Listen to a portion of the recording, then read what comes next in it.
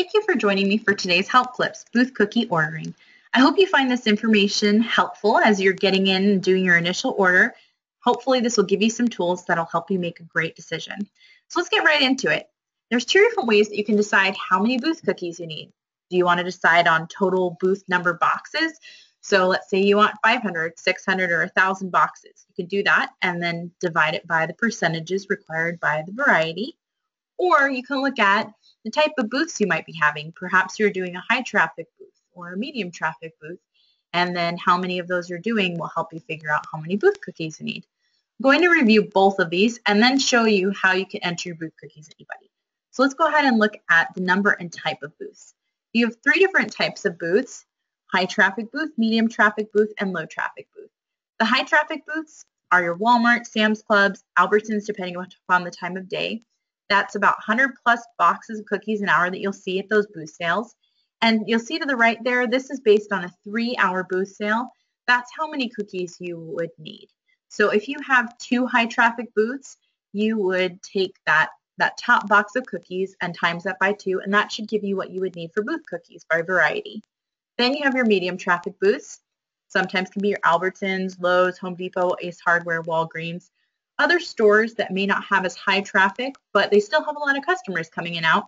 You're looking at about 50 plus boxes of cookies an hour at those locations. And over the 3-hour period of time, you would need the middle box of cookies. So the 48 Thin Mints all the way down to the 12 Raw Raisins. Now, if you had a couple of those or a few of those booths, you would go ahead and times that by the number of booths that you'll be having, and that'll tell you how many boxes you need. The low traffic booth areas, you're looking at out-of-the-way locations, perhaps low number of customers coming in and out. We had a tax location reach out and say, hey, we'd love to have a Girl Scout cookie booth at our store while we're doing taxes.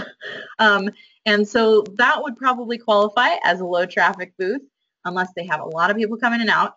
That's about 30 plus boxes of cookies an hour you'll see at those low traffic booths. And you'll see to the right there on the bottom box, that's the amount of cookies by variety of what you would expect to need for a 3-hour booth with a low traffic output. Now I want to make a note that make sure whatever you do that you have enough Thin Mints and Samoas. You do not want to run out of those varieties because those are what bring people to your booth. And if you run out of those, you don't see as many people coming to the booth anymore. They usually want Thin Mints or Samoas at least, and then other varieties. So if you have to err on the side of caution, I would recommend that you make sure you have enough Thin Mints and Samoas. And of course, make sure you even it out with the other varieties. So make sure you figure out what kind of booth you're having and times it by the number of booths, and that will give you the number of cookie boxes needed for your booth sales. Now, if you decide on just a solid number, 600 boxes, this is the booth cookies by number. So you'll see here we have the varieties.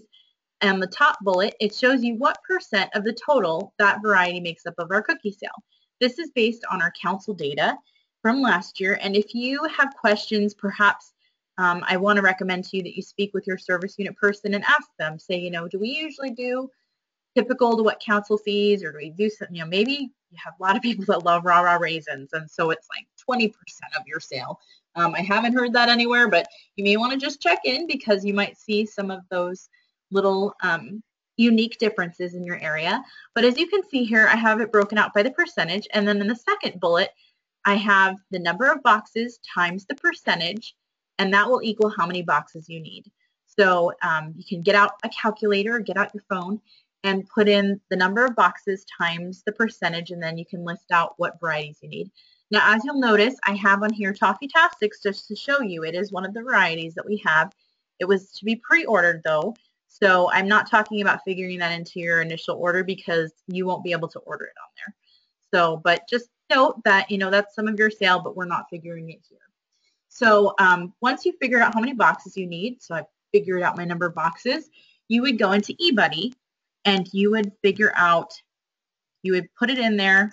I'm going to share that screen with you real quick here and make sure that you have the information and they're correct, and then you would submit it. So you're going to click on, well, we're in our Troop dashboard here. Let me get to that. For Troop 999, you're getting to see the council dashboard for a second there. You click on your initial order tab, and then once you've gotten in there and this will look familiar from the help clip you just saw, but you'll see here there's a line booth. You click on that and it pops up the boxes down below again, and we're going to go ahead and we're going to put in our number of boxes. So for Savannah Smiles, we need 30 boxes, trefoils, 42,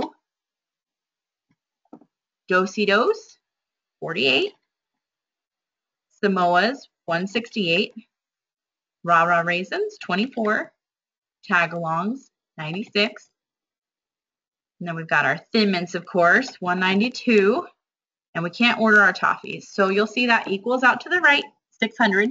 That's really important that you make sure that everything adds up properly. You'll hit OK, and it'll add it up to your line up here. You'll notice down here again about those other plus extras minus charity. So you'll see here that those are your extras, and that's not looking too bad, so you probably don't need to adjust anything. Make sure you click Save, of course. And then if you are done at this point and you want to submit your order, I always recommend double and triple checking, have another set of eyes on it. You can do that, but then once you're ready, you have one time you can submit to your service unit. You can click that Submit Order button. So there you go in a nutshell. That's the information that I have for you as far as your booth cookie ordering. I hope that you've enjoyed this help clip. And of course, if you need assistance, please let us know. We are more than happy to help you. Always talk with your service unit. If you don't have a service unit person, please make sure you reach out to the membership folks and have a lot of fun. I hope you're having fun with the cookie program already. And we appreciate all that you're doing. Have a great day. Take care.